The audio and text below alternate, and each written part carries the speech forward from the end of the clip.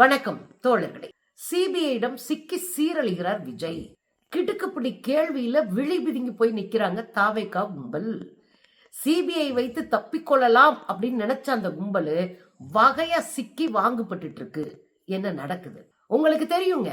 தெரிச்சு ஓடி போய் டெல்லியில பாஜக கால விழுந்தாங்க இந்த தாவேகா கும்பல். எப்படியாவது எங்களை காப்பாத்துங்கன்னு கதர்னாங்க. ஒரு வாரம் அங்க டேரா போட்டு பாஜக காரங்களை சந்திக்கிற வேலையை யார் பார்த்தா? ஆதவ அர்ஜுனா பார்த்தாப்ல. சிபிஐனுடைய விசாரணையை கவனிக்க ஒரு டீமை ரெடி பண்ண பிறகுதான் இதுங்கெல்லாம் வெளியவே வந்துச்சுங்க. அது வரையும் போனை சுவிட்ச் ஆஃப் பண்ணிட்டு ஓடி ஒளிஞ்ச கும்பல் தான் இந்த தமிழக வெற்றி கழக கும்பல். இந்த கும்பல் அங்கிருந்து தீர்ப்பு வாங்கிட்டு வந்தாங்களே, வழிகாட்டுதல் வாங்கிட்டு வந்தாங்களே, சிபிஐ வாங்கிட்டு வந்தாங்களே, அதுவே மொல்ல மாதிரித்தனம் பண்ணி தான் வாங்கிட்டு வந்தாங்க. அதுவே ஃப்ராடுத்தனம் பண்ணி வாங்கினாங்க. 8-9 வருஷமா தம் புள்ள முகத்தை கூட பார்க்காத ஒரு அப்பன் காசுக்காக அங்க போய் கையை கட்டி நின்றுக்கிட்டு தம் பிள்ளைய கொன்னது ஆளுங்கட்சி அப்படின்னு உருட்டி விடுறதுக்காக அவரை வச்சு ஒரு கேஸ் போட வச்சாங்க. ரெண்டாவது, வேலை வாங்கி தரேன்னு பொய் சொல்லி ஒரு பத்திரத்துல கையெழுத்தை வாங்கிட்டு அதை வச்சு இங்க ஒரு கேஸை போட்டாங்க உச்சநீதிமன்றத்தில். 2 கேஸுமே பொய்ன்றத அவங்க 2 பேருமே காணொலி வாயிலா சொல்லியாச்சு.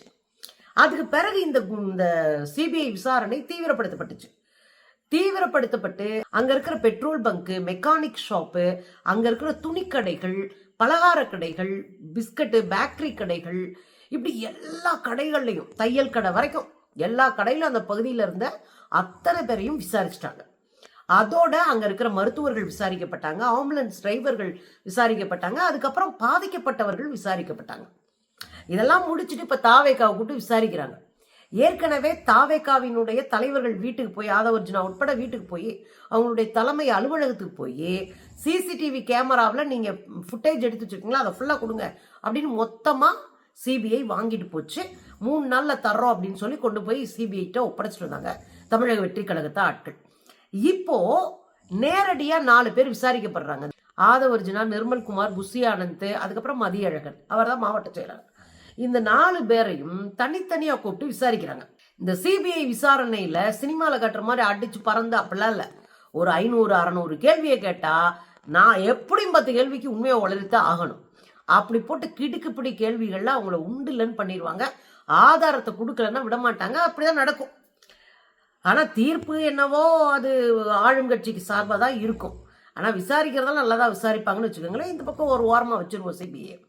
அந்த சிபிஐ தனித்தனியாக இந்த கும்பல் எல்லாம் விசாரிக்கிறாங்க.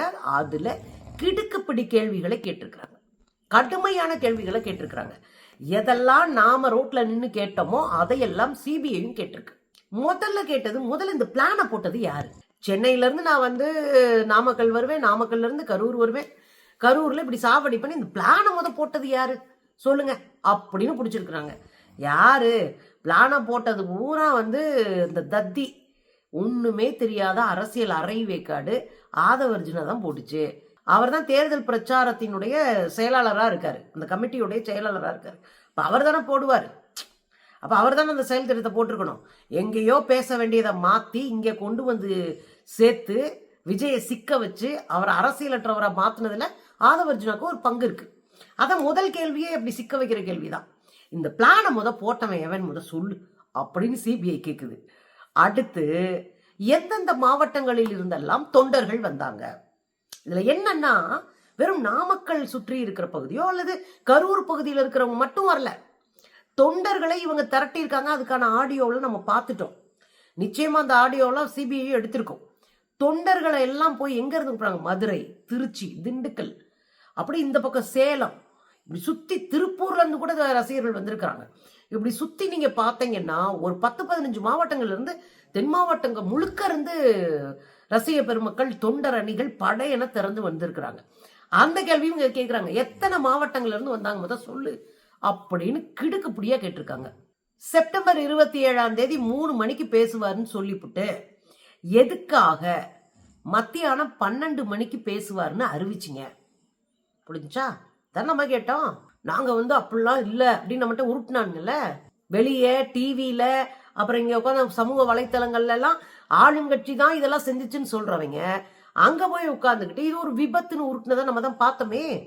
இப்ப என்ன நடந்துட்டு இருக்கு அப்படின்னா, முதல்ல கேக்குறாங்க, முதல்ல 3 மணிக்கு நீ வந்து பர்மிஷன் வாங்கினில்ல, எதுக்கு 12 மணிக்கே வாங்கன்னு அனௌன்ஸ் பண்ணீங்க, பத்திரிகை சந்திப்பை நடத்துனீங்க? என்னத்த இல்ல, இதெல்லாம் நம்மளே கேட்டோம். நம்ம சொல்றது கேட்டா திருந்திருப்பானுங்கல்ல. அதுக்கப்புறம் இன்னொரு கிடுக்குப்பிடி கேள்வி என்ன அப்படின்னா, சரிங்க 4 மணின்னு வச்சுக்க, 5 மணின்னு வச்சுக்க, 12 மணின்னு பிரஸ் மீட் நடத்திட்டு 12 மணின்னு உங்க தொண்டர்கள்ட்ட சொல்லிட்டு 12 மணின்னு அறிவிச்சு விட்டுட்டு அப்புறம் அதுக்கு 7 மணிக்கு வந்தாரு விஜய். காரணம் என்ன? என்ன ரீசனுக்காக இவ்வளவு தாமதமா வந்தாரு? முதல்ல அதை சொல்லுங்க. ஏன் 12 மணிக்கு அறிவிச்சீங்க? ஏன் 7 மணிக்கு வந்தீங்க? இதைத்தானே நம்ம கேட்டோம். இதையும் சிபிஐ கேட்டிருக்கு. இன்னொரு கேள்வி, முக்கியமான கேள்வி. விஜய் பேசும்போது ஆம்புலன்ஸ் வந்துச்சுல, அந்த தகவலை யாராவது விஜய் கிட்ட சொன்னீங்களா? இப்படி பிரச்சனையை ஓடிட்டு இருக்கு, நிறைய பேர் செத்துட்டாங்கன்னு சொன்னீங்களா? சொல்லி இருந்தாலும் இந்த ஆளுங்க விட மாட்டாங்களேங்க. விஜய்க்கே தகவல் சொன்னாலும் இந்த பாட்டிலுக்கு 10 ரூபா பாடிட்டு வாங்க அப்புறம் பாத்துக்கலாம் அப்படின்னு சொல்ற கும்பல் தானே இந்த கூட இருக்கிற அரைவை காட்டு கும்பல். அதனால தானே அவரே பாட்டில தூக்கி போட்டுட்டு பாட்டிலுக்கு 10 ரூபா பாடினாரு. இங்க உசுறு போய்கிட்டு இருக்கு.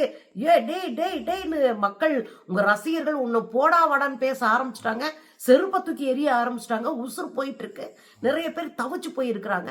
அதை கூட விடாம கொண்டு வந்த ஸ்கிரிப்ட பாட்டிலுக்கு 10 ரூபா பாடுனா அரைவே காடு தானே விஜய். அப்ப இங்க சிபிஐ கேட்கிறாங்க, அந்த ஆள்கிட்ட சொன்னீங்களா இல்லையா? இங்க ஆம்புலன்ஸே உள்ள வந்துருச்சு ஐயா, அப்புறம் கூட நீங்க சொல்லலையா அந்த ஆள்கிட்ட? ஏன் சொல்லல அப்படின்னு பிடிச்சிருக்கிறாங்க. கூட்டத்துல தண்ணீர் பாட்டில் வீசப்பட்ட பிறகும் விஜய் எதற்காக தொடர்ந்து பேசினார்? இதை நம்ம கேட்டா 200 ரூபா ஊப்பி கதறு கதறு கதறு கதறு கதறு கதறு அப்படின்னு போடுவானுங்க. ஆனா இப்ப சிபிஐ கதறு கதறுன்னு கதற வச்சிட்டு இருக்கு. ஏண்டா பாட்டில தூக்கி போட்டார்ல உங்க தலைவர், அப்புறம் ஏன்டா தொடர்ந்து பேசினார் சொல்லு?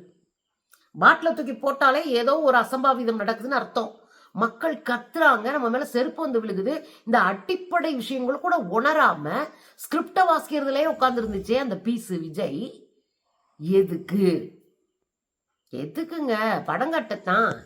எவஞ்சத்தா எங்களுக்கு என்ன? நாங்க வந்தோம், கூட்டத்தை காட்டணும், ட்ரோன்ல எடுத்தோம், பெருசா மாஸ் பண்ணோம்னு சொல்லிட்டு போறது தான். எவன் தாலியா இருந்தா விஜய்க்கு என்ன? எவன் நாசமா போய் நடுத்தருவா விஜய்க்கு என்ன? அப்புறம் இன்னொரு முக்கியமான கேள்வியை கேட்டுக்கிறாங்க. கரூர்ல கூட்ட நெரிசலா இருக்கு அப்படின்னு வேறு மாற்று இடத்துல தேர்வு செய்ய சொல்லி காவல்துறை உங்கள்கிட்ட சொன்னாங்களான்னு கேட்டிருக்காங்க. கரூர்ல இந்த நீங்க கேட்ட எல்லா இடமுமே பொதுமக்கள் நிறைய கூடுனாங்கன்னா அது ரொம்ப டைட்டா போற இடம் தான், அதுக்குள்ள ரொம்ப கஷ்டமா போகும். அதனால வேறு இடம் ஏதாவது நீங்க செலக்ட் பண்ணுங்கன்னு போலீஸ் கேட்டுச்சா அப்படின்னு கேட்டிருக்கிறாங்க. அப்படியே கேட்டாலும் இங்க கிளின்னு சொல்லுவாங்களே, இவங்களுக்கு தேவை 4 முட்டுச்சந்தில நிக்க வச்சு கூட்டத்தை பெருசா காட்டணும், அதுதான் அவங்க நோக்கமே. அதனால அப்படி ஒரு முக்கியமான கேள்விக்கு என்ன பதில் சொல்லியிருப்பாங்க? அது இங்க இருக்கிறதே 4 இடம் தான் மேடம், எங்களை கொண்டு போய் உள்ள தள்ளி விட்டாங்கன்னு தான் சொல்லிட்டு வருவானுங்க. போலீஸ் உங்க பஸ்ஸை மக்கள் வெள்ளத்துல எடுத்துட்டு போகாதீங்கன்னு சொன்னாங்க. போலீஸ் உங்க பஸ்ஸை மக்கள் கூட்டத்துக்குள்ள கொண்டு போகாதீங்கன்னு சொன்ன பிறகு ஏன் கேட்கல? யாரும் உங்களை கேட்க முடியாம செஞ்சது? செத்தாங்க. ஏன்னா இதை நம்ம கேட்டிருக்கோம். எங்க 50 மீட்டருக்கு முன்னாடியே நிப்பாட்டுங்க அப்படின்னு போலீஸ் சொல்லுது. உள்ள இந்த பஸ் போனா அந்த கூட்டம்லாம் பின்னாடி போகும். அப்படி விலகுச்சுன்னா பின்னாடி நிக்கிறவங்க அப்படியே கீழே விழுவாங்க, உள்ள விழுந்து பெரிய சேதாரம் ஆயிரும். அதனால போலீஸ் அவங்களை தடுக்கிறாங்க. அந்த தடுக்கிற வீடியோவெல்லாம் நம்ம பார்த்துட்டோம். போலீஸ் தடுக்குது, அவங்கள உள்ள போகாதீங்க, தயவு செஞ்சு இங்கேயே நின்று பேசுங்க, சரியா போகும், இல்லைன்னா ரொம்ப பெரிய சேதாரம் ஆயிரும் போலீஸ் கெஞ்சுறாங்க. அப்படி கேட்ட பிறகும் உள்ள போவோன்னு உங்களுக்கு யார் சொன்னது? யாரு உள்ள போற டிசிஷன் எடுத்தது? சிக்கனாங்க. இன்னொரு முக்கியமான கேள்வியை கேட்டிருக்குங்க சிபிஐ. இப்ப தொண்டைங்களா வர்றாங்க, அங்கங்க கூட்டமா நிக்கிறாங்க, நீங்க கொட்டடிச்சுட்டு நீங்க இப்ப இசையெல்லாம் வாசிச்சுட்டு ரேடியோலாம் போட்டுட்டு குத்தாட்டம் போட்டுட்டு இருக்கீங்க. சரி, இந்த வர்ற தொண்டர்களை எல்லாம் பார்க்கறதும் அவங்கள ஒழுங்குபடுத்துறதுக்கும் யார நியமிச்சிங்க? எவ்வளவு பேர் உங்க கட்சியில இருந்து வந்தாங்க? தொண்டர்களை பாக்குறது, அவங்களுக்கு தண்ணி பாட்டில் கொடுக்கறது, பொம்பளை பிள்ளைங்களுக்கு வந்து பிரச்சனை இல்லாம பாக்குறது, குழந்தைங்களுக்கு பிரச்சனை இல்லாம பாக்குறது, பெரியவங்களுக்கு பிரச்சனை இல்லாம பாக்குறது, இதெல்லாம் யாரு நின்னு அங்க வேலை செஞ்சதுன்னு கேட்கறாங்க. அங்க யாருங்க செஞ்சது? தண்ணி பாட்டில வச்சுக்கிட்டே தண்ணி கொடுக்காம விட்டாங்கன்னு ஒரு அம்மா பேசலையா? நாக்கு வறண்டு போச்சுங்க, எல்லா கடையும் அடைச்சிட்டாங்க, இவங்க தொல்லை தாங்க முடியாம ஒரு தண்ணி பாட்டில் கூட எங்களுக்கு கிடைக்கல, நாங்க கேட்டோம் வச்சுக்கிட்டே கொடுக்க மாட்டேன்ட்டாங்க அப்படின்னு ஒரு அம்மா பேட்டி கொடுத்தாங்களா இல்லையா? நம்ம போட்டிருக்கோமா இல்லையா? அப்புறம் யாரதான் போய் பார்த்தாங்க? மொத்த கூட்டத்துல பொம்பளை பிள்ளைங்கள ஆபாசமா அவங்கள பாலியெல்லாம் சுரண்டிட்டு போட்டு ஒருத்தன் மேல ஒருத்தன் போட்டு மிதிச்சு எரிஞ்சிட்டு யாரு நின்று அவங்கள ஒழுங்குபடுத்துறான்? 1000 பேருக்கு 10 பேருப்பா, வாங்க நம்ம இங்கே நின்று அவங்களுக்கான தண்ணி, அவங்களுக்கான உணவு, அவங்களுக்கான பாதுகாப்பு உறுதிப்படுத்துவோம். செய்யணும்லங்க ஒரு கட்சி. அது யாருங்க செஞ்சான்னு சிபிஐ கேட்குது. செஞ்சிருந்தாதான் இப்படி ஒரு நிகழ்வே நடந்திருக்காதே. அவங்க ஒருத்தரும் மாற்றி மாற்றில அடையாளம் காட்டிக்கிறாங்க. புஷியானந்துக்கிட்ட கேட்டால் நான் காரணம் இல்லைங்க, நான் நல்லவன். இந்த மதியழகனை கேளுங்க, மாவட்ட செயலாளர், அந்த ஆள் தான் எல்லாத்துக்கும் காரணம்.